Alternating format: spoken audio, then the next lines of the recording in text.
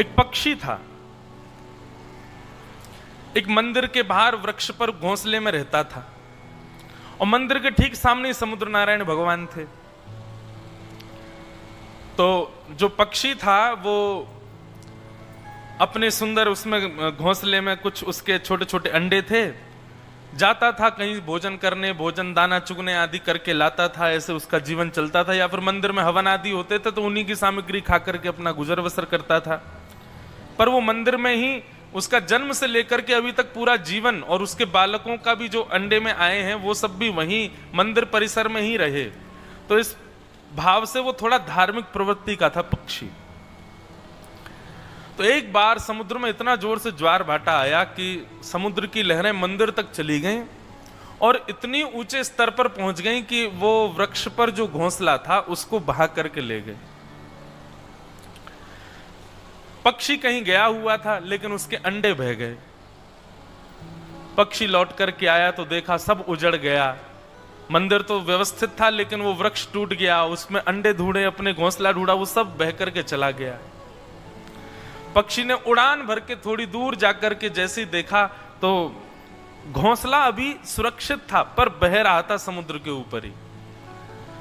तो पक्षी ने जाकर के किनारे पर खड़े होकर के समुद्र नारायण भगवान से प्रार्थना की, हे समुद्र नारायण भगवान, मैंने आपका कुछ अनहित नहीं किया, कभी मैंने आपका कभी कुछ बिगाड़ा नहीं है, आप भी मेरा अनहित नहीं करना चाहते। ये तो प्राकृतिक आपके अंदर ज्वार आया जो आप मेरे घोंसले को ले गए हैं, पर मैं आपसे प्रार्थना करना चाहता हूं, मेरे बालक निर्दोष हैं जिनको आप ले गए हो, उनका भी जन्म भी नहीं हुआ है। आप साक्षात नारायण के स्वरूप हो, आप पूर्ण योग्य हो, आप मेरे घोंसले को मुझे वापस कर सकते हो, इसलिए कृपा करके इस छोटे से जीव की इस बात को मान लीजिए, मेरे घोंसले को मुझे वापस कर दीजिए।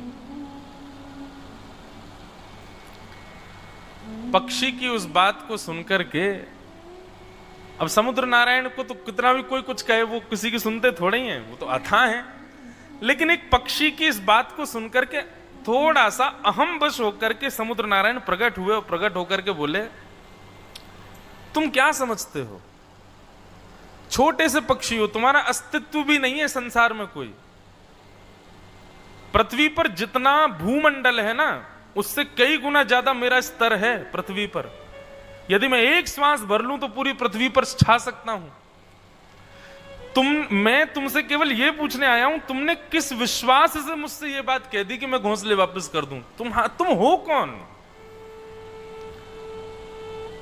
अरे देवताओं को भी डुबाने की सामर्थ्य मेरे अंदर है, तुम छोटे से पक्षी हो और कह रहे हो मेरा घोंसला दे दो। मुझे बस तुम्हारा ये जो विश्वास था ना बोलने में, इसको देखने के लिए मैं आया हूं कि तुम ऐसे किस विश्वास से कह सकते हो कि मैं तुम्हारे घोंसले वापस करूं।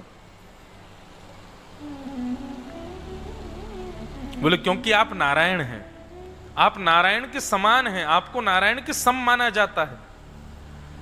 जरूरी नहीं है कि नारायण भगवान ही कुछ कहेंगे, राम बनकर के आएंगे तभी आप मार्ग प्रदान करोगे। एक छोटे पक्षी की भी तो कोई अस्तित्व होता है। मैं बस प्रार्थना कर रहा हूं, मेरे घोंसले दे दो। समुद्र नारायण बोले और नहीं दूं तो? बोले नहीं दोगे तो मैं अपनी चोंच में आपके जल को भर भर के किसी और स्थान पर फेंक दूंगा और आपको सुखा दूंगा। ये सुनकर के तो समुद्र नारायण भगवान और जोर से हंसे। बोले तुम अपनी चोंच में भर के मुझको सुखाओगे? बोला हाँ। सुनो, लग जाओ, चलो।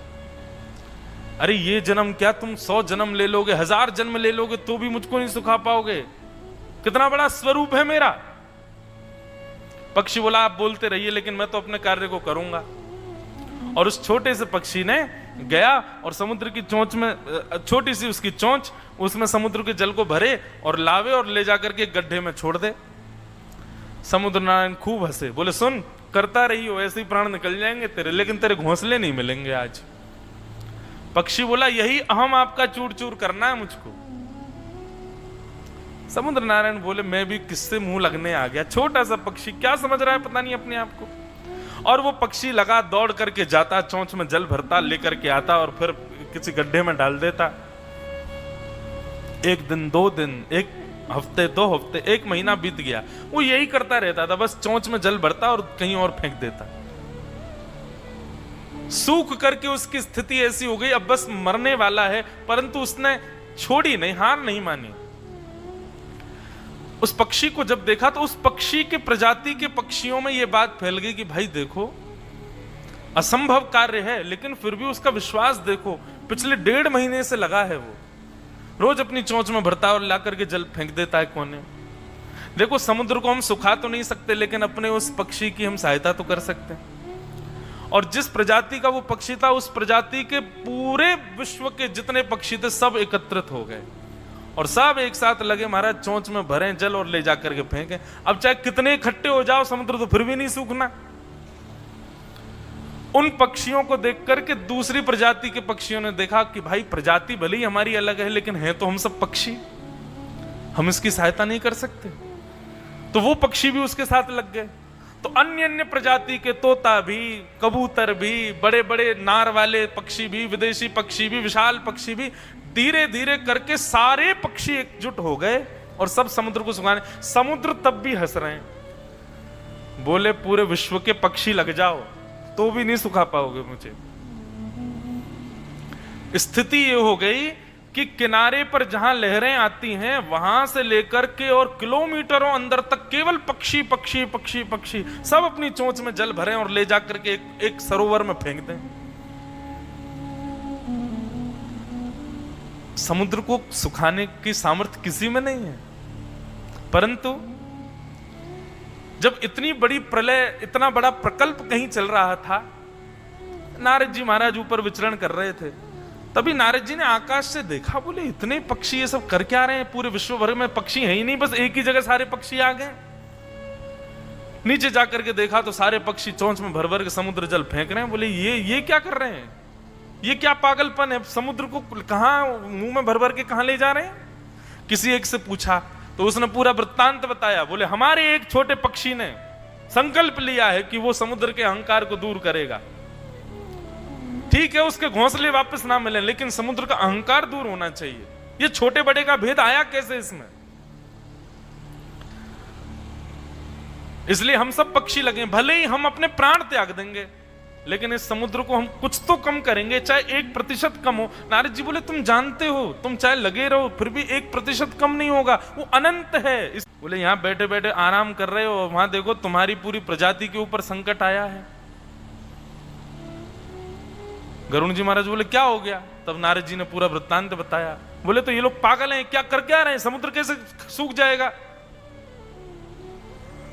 बोले जिनको तुम अपनी कमर पर बिठा करके चलते हो, करतुम अन्यथा करतुम समर्थ ईश्वर, वो सब करने में समर्थ है। मैं ये नहीं कह रहा कि समुद्र को सुखा दिया जाए, पर समुद्र को यह बता भी तो दिया। हम अब तुम भी सुन के आश्चर्य कर रहे हो, मैं भी सुन के आश्चर्य कर रहा हूं, जिसको भी बताओ वो आश्चर्य करता है, समुद्र कैसे सूख सकता है। इसी आश्चर्य की वजह से समुद्र को अभिमान है कि वो कभी सूख नहीं सकता, लेकिन ठाकुर जी चाहे तो हो सकता है। हम ये नहीं कह रहे कि सुखा दो, लेकिन उसको बता तो दो कि हाँ कि तू भी सूख सकता है, उसका अहम नष्ट हो जाए। गरुण जी और नारद जी दोनों भगवान के पास गए। शंख चक्र गदा पद्मधारी श्रीमन नारायण शांति से विराज रहे थे। नारद जी ने जाकर के पूरा बात बताई और कहा भगवान, हम ये नहीं कह रहे कि आप समुद्र को सुखा दीजिए, पर अपने किसी भाव से उसको एक संकेत तो दीजिए कि उसको ये अहंकार ना रहे कभी कि वो सूख नहीं सकता। भगवान बोले ठीक है, आप दोनों की बात उचित है, और एक पक्षी की लगन, इन सब पक्षियों की लगन और इनका कर्तव्य देख करके मेरा भी मन हो रहा है कि मैं कुछ तो करूं। नारद जी बोले निश्चित करो भगवान, हम देखना चाह रहे हैं, समुद्र का भी तो मान मर्दन हो। भगवान बोले रुको। तुरंत अपने सुदर्शन चक्र को भगवान ने आकाश में आवाहित किया और सुदर्शन चक्र को कहा कि सूर्य के तेज को भी अपने ऊपर लज्जा हो जाए, इतने तेजों में होकर के जाओ और जाकर के संपूर्ण समुद्र को सुखा दो। महाराज, एक सूर्य का तेज हम सहन नहीं कर सकते, ऐसे करोड़ों सूर्यों का तेज एक सुदर्शन चक्र में प्रकट हो गया। और वह सुदर्शन चक्र अपनी द्रुत गति से वैकुंठ लोक से निकल करके आया और जैसे ही भूमि की ओर आने लगा, भूमि के स्तर पर जैसे ही प्रवेश किया, एक तो उनके घूमने का वेग और ऊपर से उनसे निकलने वाली उष्णता, 100 वर्षों में जितना समुद्र भाप बनकर के उठता उतना प्रति सेकंड में बनकर के उड़ने लगा आकाश में। और देखते ही देखते ही किनारों से समुद्र की लहरें भीतर आने लगी, समटने लगा, समुद्र पूरा सूखने लगा, बंचर जीव मरने लगे, उष्णता के कारण पूरा पानी धधकने लगा और देखते ही देखते समुद्र नष्ट की ओर जाने लगा। जैसे ही समुद्र का यह भाव हुआ, बस चंद सेकंडों में समुद्र आधे से ज्यादा सूख गया। एक आध मिनट और सुदर्शन जी चलते रहे तो खत्म ही हो जाएगा। इतने में ही समुद्र नारायण प्रकट हो गए और प्रकट होकर के सुदर्शन जी के आगे हाथ जोड़ा, बोले भगवान क्या कर रहे हो, मैं नष्ट हो जाऊंगा, खत्म हो जाऊंगा, पृथ्वी पर प्रलय आ जाएगा। भगवान प्रकट हो गए और प्रकट होकर के कहा, कभी भी ये अभिमान मत करना कि तुमको कोई सुखा नहीं सकता। उन पक्षियों के कर्तव्य से प्रसन्न होकर के, अपने कर्म में लगे रहने से प्रसन्न होकर के मैंने ही सुदर्शन जी को आज्ञा दी थी कि जाओ जाकर के समुद्र को सुखा दीजिए। इसलिए हे समुद्र, कभी अपने ऊपर अहम मत करना कि तुमको कोई सुखा नहीं सकता है। ये सुदर्शन चक्र नित्य ध्यान रखेंगे कि जिस दिन तुमको अहंकार हो उसी दिन ये आक्रमण कर दें। और सुनो, वो पक्षी जिसके घोंसले को तुम ले आए थे, बोले भगवान आप कैसी बात कर रहे हैं, मेरे ज्वार भाटा में ना जाने कितनी वस्तुएं आती हैं, मैं सबको वापस कराने थोड़े। बोले सबको मत करो, पर अब उस पक्षी को जरूर वापस करो, ये मेरी इच्छा है। और समुद्र समतल हो गया। समुद्र नारायण भगवान उस पक्षी के घोंसले को लेकर के साक्षात प्रकट हुए और प्रकट होकर के उस पक्षी के सन्मुख जाकर के रख दिया। बोले आप जीते, मैं हार गया भगवान। आपकी कर्तव्य निष्ठता और आपका विश्वास अपने कर्म के प्रति, उससे ठाकुर जी प्रसन्न हो गए और ठाकुर जी ने मेरे स्तर को ही कम कर दिया। तो इस प्रकार एक कथा आती है। ये कथा अपने कर्तव्य और अपने विश्वास को कभी ना डगमगाने की प्रेरणा देने वाली कथा है। ठाकुर जी ये विचार नहीं करते कि कोई व्यक्ति श्रेष्ठ बन गया है अब वो श्रेष्ठ ही बना रहे, नहीं। ठाकुर जी ये देखते हैं कि श्रेष्ठ बनने के बाद भी अपने कर्तव्यों से विहीन तो नहीं हो रहा। ठाकुर जी ये देखते हैं श्रेष्ठ बनने के बाद भी इसके चित्त में अपने कर्मों के प्रति, कर्तव्यों के प्रति, मेरे चरणों के प्रति कहीं विश्वास में कुविश्वास तो नहीं आ गया है, कहीं अहंकार में आकर के ये मेरी सत्ता को भूल तो नहीं गया है। ठाकुर जी इस पर पूर्ण दृष्टि रखते हैं। इसलिए भैया संसार में कुछ भी बन जाओ, पर सदैव याद रखना एक दिन थोड़े तो फिसलोगे, और ये फिसलना सबके जीवन में होता है। ये भी निश्चित रखिए, याद रखिए और गांठ बांध लीजिए जीवन में। सब कुछ अच्छा रहेगा जीवन भर, ऐसा नहीं हो सकता, कदापि नहीं हो सकता, और इस भूमि पर तो बिल्कुल नहीं हो सकता।